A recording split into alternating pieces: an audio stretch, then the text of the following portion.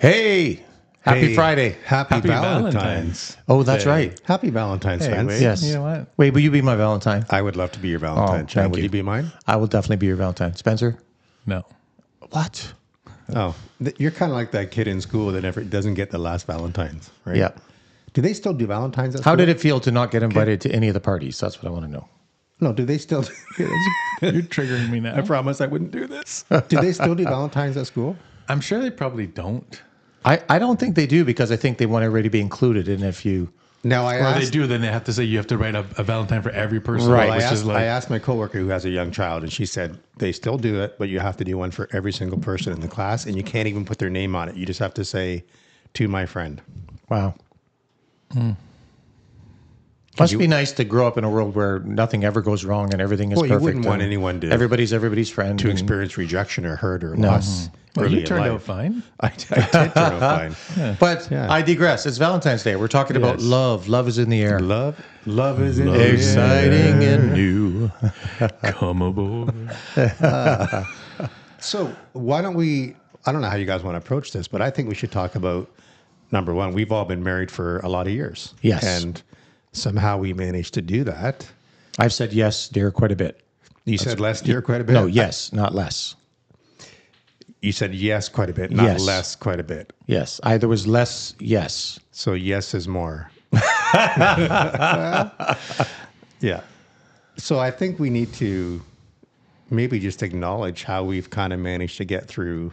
Like for me, this would be my 28th wedding anniversary this summer. Wow. For you, Spence, it's what, 30, 29? 29. And Chad, you're It'll be 30 for me. 30 for you. So were you 20, 29, 30? Is that what it was? it's got to be 30. Yeah. Oh, well, when Well, it's 30 for me, but I mean, are you guys all just a year? I'm 20. I'm 28 this August. Okay, so we are a year apart. Yeah. Yeah. So I think that's pretty spectacular when you think about it. That's not a lot of couples can say they've been married for that long. I'm wondering what the odds are actually of the people that you know that they are still married at this point. I mean, I just think about my closest friends, some of your closest friends, they're all been remarried or are single, most of them. Well, we know what the odds are. The stats are like 50% divorce rate, if not higher. So we're kind of an anomaly to be still married at this age. So why don't we start there and talk about What how it takes? Yeah, what it takes. Hell of a lot of perseverance. A ton. the perseverance. Yeah. Maybe patience would be a better word. Well, I mean, perseverance is maybe putting up with things that are not ideal to get to the ultimate result. Is that perseverance or no? Well, Well, sounds like a great marriage. that's romance. Romance is in the air tonight. That's right. I mean, I've put up with a lot of I shit. can have an extra box of chocolates in my house today. I have persevered through 30 years of marriage. No, but that's probably the wrong word then. Yeah. So I think patience is a fair word, right? We all have to be patient. I think the word for me is compromise. You make a lot of compromises. I think every couple has to make compromises. I think when you live, I don't. Yeah, whatever. yeah, what? Yeah, exactly. Okay. When you live with someone, Sue and I always talk about this as being we call it the cap off the toothpaste stuff. When you're first dating, everything is exciting. Oh, that's so cute. Look how she left the thing off. Yeah, look at yeah. I love it how you don't put the toilet seat down. That's Right? awesome. Yeah, like all those things are just like cute and all their little quirks, and I love everything about you. But as you get older and you're living together, then that cap off the toothpaste, you're like, seriously, you can't put the cap on the toothpaste anymore? Or can you please not open your mouth when you chew? Right? That's only in your house, Wade. Just No, it's not. Trust me. But I mean, Sue. I don't know. Does Tina chew with her mouth open? No, but I can tell you this: her jaw clicks. Oh, That's She's got like a. that's your little. Somehow That's her, it that's her clicks as tick. she's chewing. Yeah. And yeah, so I have to turn the TV up a little bit louder because I'm like, I do not want to Wow. hear that. I know. And you, hearing Spence. hearing the sound of someone chew food Yep. is like, if it's too quiet and all you're hearing is like, It's like I so know you. You'd be livid. You're like, Terry, seriously, I'm trying to watch a movie. Yeah. Now we should start by saying that we're going to have some fun in this conversation. Of course. And hopefully our wives would be okay with this. But Sue, along those lines, Sue will attest to this. So when we first started dating, we went out for a couple meals, and I remember saying to her that the way she ate food was really sexy, and it was because it was a combination of open mouth eating and closed mouth eating, and whatever, licking your lips. And I was like, oh, like you're a sexy eater because we were first dating. And now that same eating sounds like, and I'm like, oh my God, can you not open your mouth when you eat, please? Because I'm watching TV. She'll attest to this, that I say that now. So it's nothing against her. It's obviously, it makes me laugh how things change. Where at one time it was sexy, but now it's like, oh, that's really annoying. And that's the cap off the toothpaste stuff that I think creeps its way in over so many years of marriage. I got to be honest, I don't think I have ever looked at Missy eating and thought, wow, that's sexy. I don't think I've actually really Chad said that about anybody. You've had to persevere through 30 years of marriage. Come on. So. No, I mean, I guess it's just not something I've ever thought about. I mean, there's definitely quirks. It's interesting, though, as you say, as you get into 30 years of marriage or close to it, for you guys, there are all kinds of things that come up that you realize, became irritants that they weren't when you were younger. But Well, I can speak for Missy. Yeah, I I know bet you can. that she is going to say Yeah, I know what you're going to say. when you're either eating or watching a movie. okay, that's my breath. That's the way my body works. I cannot control the sound of my breathing. Well, it's just. I had my nose done. They opened up my my blocked nasal passages. They didn't do something proper. They left a cotton ball in there. Yes. What happened? If you look at deviated septum in the dictionary, there's Chad's big photo right there. Yeah. Yes, that's funny. Missy would say that about Chad. Yeah, So, she would. You're right. yeah. But I would bet when you're first dating, she didn't even hear it. Probably not. You think so? Because she was spending all of her time glazed over, looking into my blue eyes. That's what it was. Well, I think that's my point, that there's so many other things when you're dating that you don't even like. All the good things override those little irritating things that we now see. Of course. And I don't know why that is, why that happens. But I don't want to spend the whole podcast talking about those things. But there's clearly something that you and Missy are doing right, and Spence and T are doing right, and Sue and I are doing right, that we're still married. Yeah. And I don't think it's because it's easy. It's the opposite. It takes, I think, a lot of work to make it. I would say in the beginning, it's very easy because everything is new and exciting, and you've got all the love hormones coursing through the veins. Yeah. And I think it gets a lot more difficult, the longer you're together, because I don't want to say you start taking each other for granted, but that sometimes does creep in there. You're not necessarily on your best behavior as you are in the beginning to try to be more understanding, or just not be combative if there's something that you don't like. I remember Julia and James talking about, oh, sorry, did I? No, go. Actually, I'm finished. If I want to, Spence has done that. If you can. Okay, I say I'm back. No, you go ahead. No, Spence was clearly done. No, you go ahead. That's fine. So I just want to pass it over to Chad if you can talk about your experience. Yeah, sure. No, what I was going to say was, you're not talking, sorry. No wonder you've had to persevere 30 years of marriage. Oh, wow. Oh, my gosh. I got to persevere through, 50 or 35 minutes of a podcast without getting cut off. But No, go ahead. Thank you.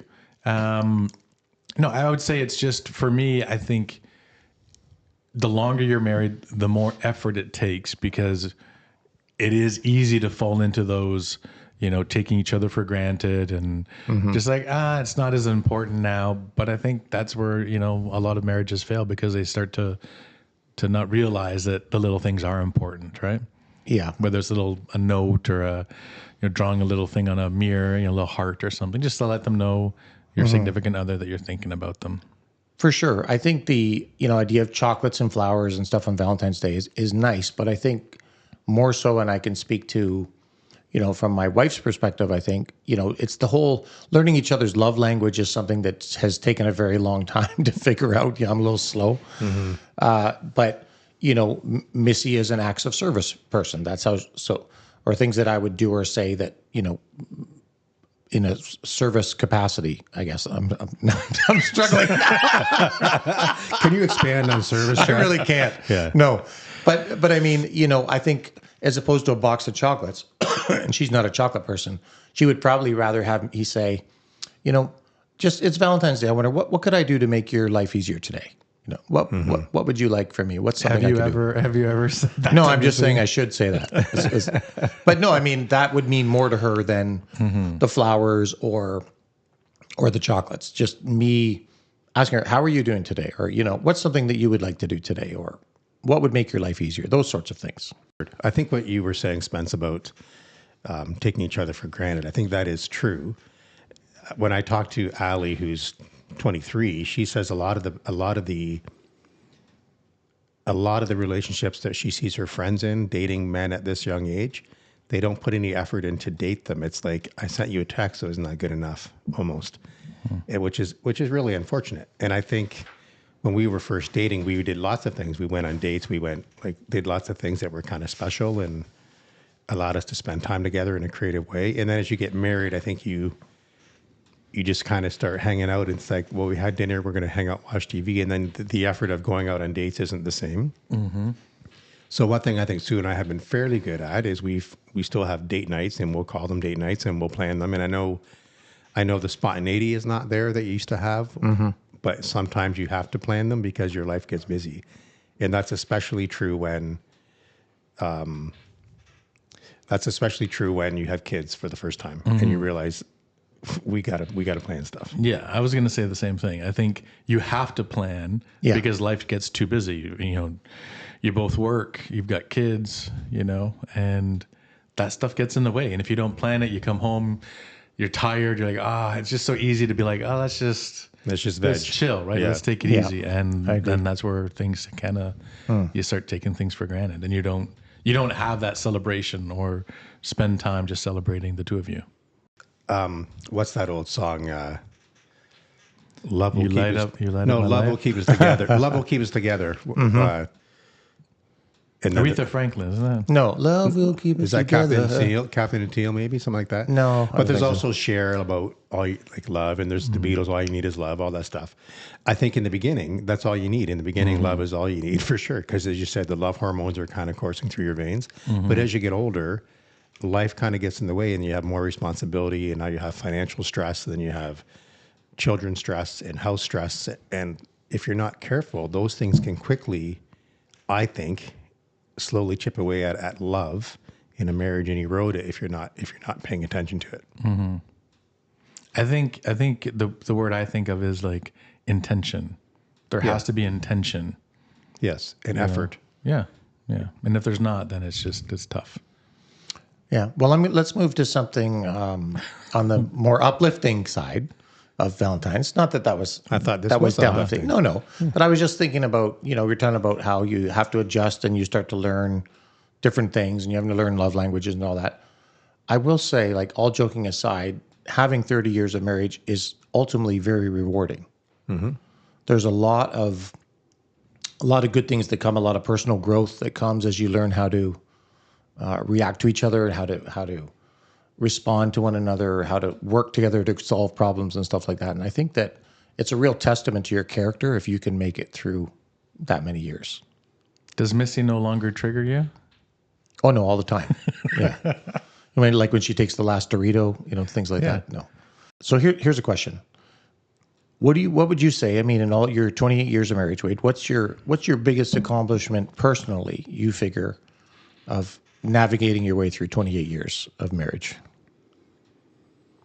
Well, I appreciate you putting me on the spot in this podcast. I mean, that's a deep question. Well, it is. I mean, the very simple answer that comes to mind right away is having kids. Like that's, I think being able to raise a family and raise productive human beings that absolutely share the values we wanted them to have when we were raising them.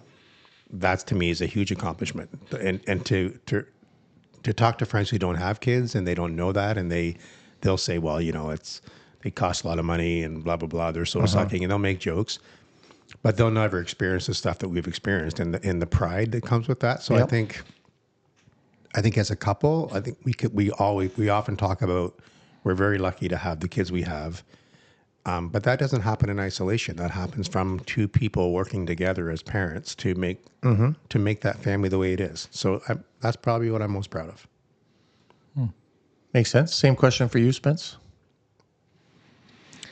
I'm most proud that I finally realized marriage means asking the other person what they want to eat for dinner for the rest of your life. That is very That true. is what I learned. That is 100% true. Yeah. No, I would say the same as Wade. I think, you can't understand the depth of family until you're immersed in that. And it takes on obviously a much broader. It's not just Tina and myself anymore. It became a family. Right. And now we're in a different stage, which is the kids are all gone, and now it's back to just me and Tina again. So it's kind of interesting. It's kind of fun. Full circle. Yeah, that you get back. Now we can be spontaneous as much as we can with a dog, but we can be spontaneous and go on dates and just be like, hey, let's go here, let's go there, and it's kind of reminiscent of how we were pre-kids, which is kind of fun. Yeah. I don't know if I would call it my biggest accomplishment if I was answering the question. I certainly agree with you about the kids and the family. There's no question about that. But I think for me, the big point in the marriage and just being able to look at it as a whole, there's ups and downs. You're fighting, you're not fighting, you're getting along, you aren't, you're compromising, sometimes you're not compromising. There's all kinds of things that happen in your lifestyle, all kinds of trials and tribulations you go through. But it's nice to be at this point and look back and say, through all that stuff, I had somebody that was in my corner. I had somebody that at any given time, if I really needed them, they were there for me. And I think that that's something that I hope everybody feels that in their marriage. Just to have that, that support, that undying love, even if you're pissed off at each other, that if it really comes down to it, you've got somebody there that's going to go to bat for you if they need to. Would you say that Missy knows you better than anyone else? Well, I would say yes and no, because you guys know me in different ways as a brother. There'll be different things that you will pick up on that maybe she won't, but she also knows a lot of things that maybe you won't know. Right. So I think she knows more about a lot of things about me, whereas you may know some other things, No, there's some things I probably don't need to know about you. No. That she knows about. Probably.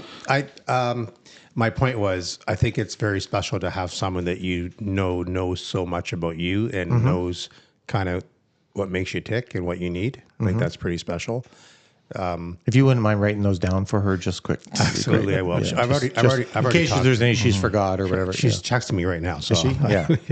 No, I think one of the things that I really love about being married for so long is that you have these little hidden, I'm not sure how to describe it, like hidden messages or little phrases that you use or just things, memories that only you both know about.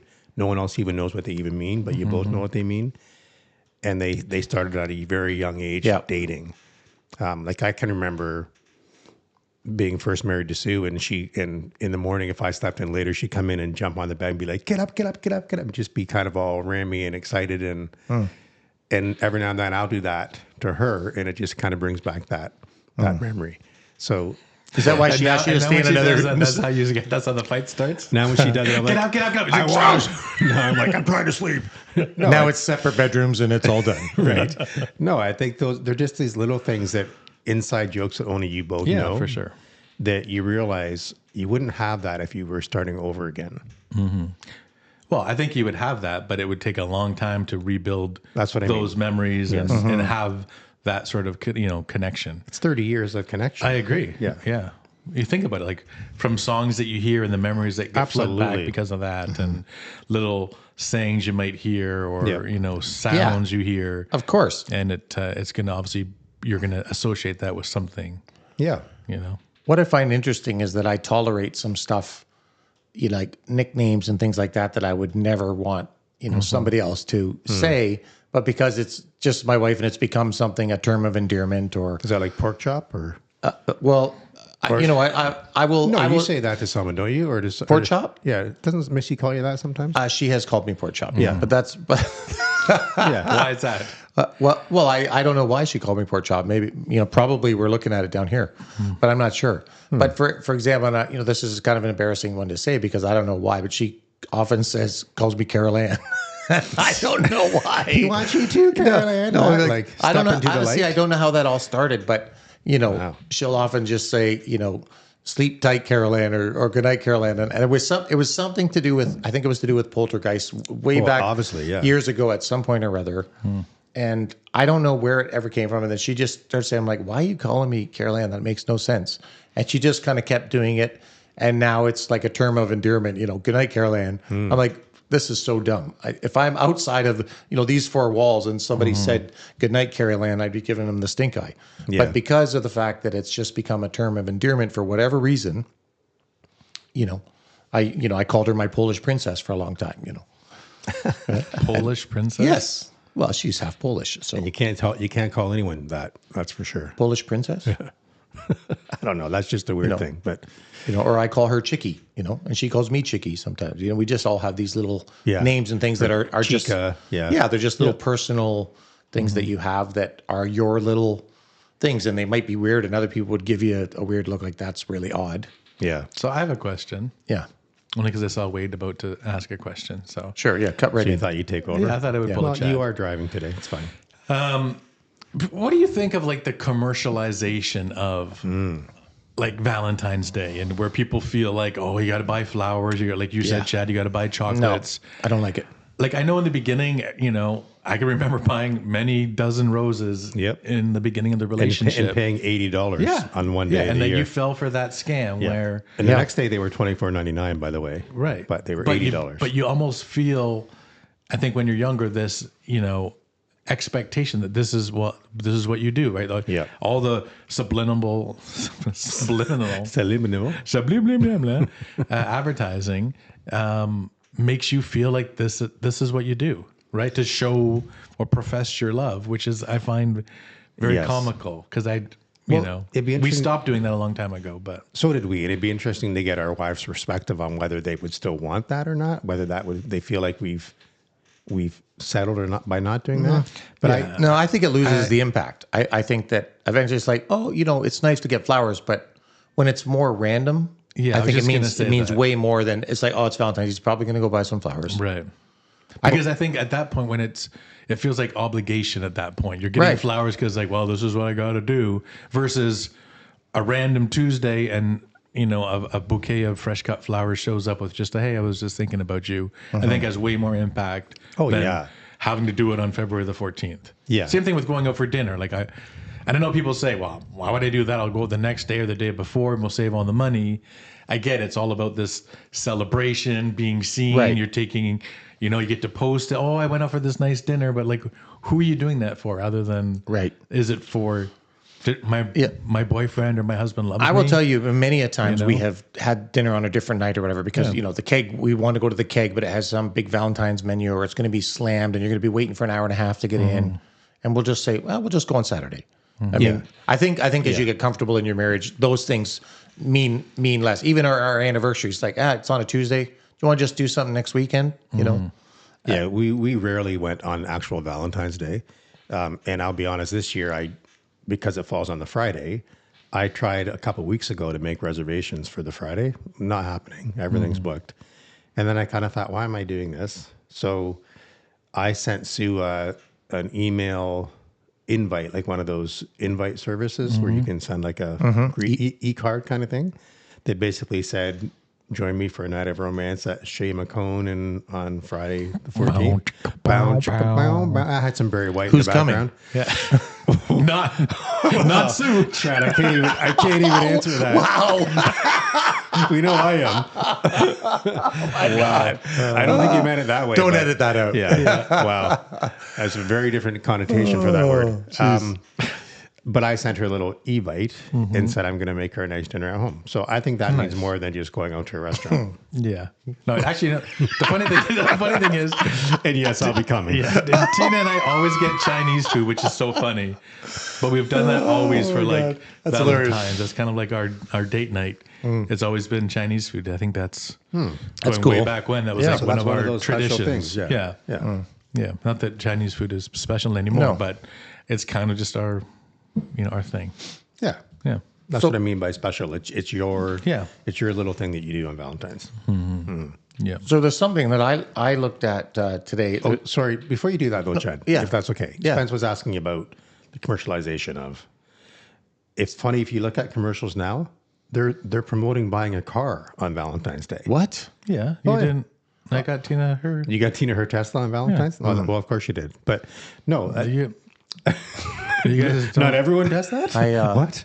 No, I think I gave Missy candy hearts. Is what it was. No, to me that's crazy though. When you start seeing that level of commercialization, Yeah. like buy your wife an Audi, I'm like, come on, it's Valentine's Or Day. you see all like the, people's jewelers and get her the. Yeah. Oh, yeah.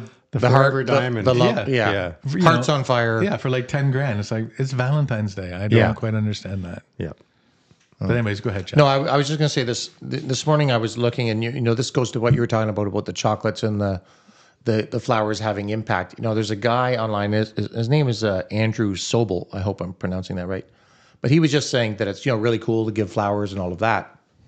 But how about instead of focusing on that stuff, that just the ordinary, asking your partner, say 10 questions, giving her 10 questions on Valentine's Day to make her feel like you're connecting with them. Or him, or whatever the case. Like That you discuss on Valentine's Day? yes, You discuss the specifically answers? as a way to sort of show a deeper. You're sort of delving into that deeper connection. And I won't read them all, but for example, like one of the questions was, "What are your dreams?" And he's saying like, "Sit down with a glass of wine or whatever, and just say to your partner." My wife doesn't like wine. Oh, okay. Well, what are your dreams, as an example? What's the happiest day of your life? Tell me about your plans. What do you wish you could spend more time doing each week? What's something about yourself that I didn't already know? So he's just basically questions to delve into the deeper stuff, so that you're continuing to build that inner connection, as opposed to just handing out the box of chocolates. And he's saying that, what about trying that as an option? And I actually tend to agree that it's a great way to kind of dive into more deeper topics and revisit the connection that you guys have through those things. I 100% agree, because I think when we talked earlier about effort and intention, I think one of the things that can go away as you get older in your marriage and more comfortable is that you don't have those intimate, deep conversations that you used to have, because the TV takes over, or the iPhone takes over. Very true.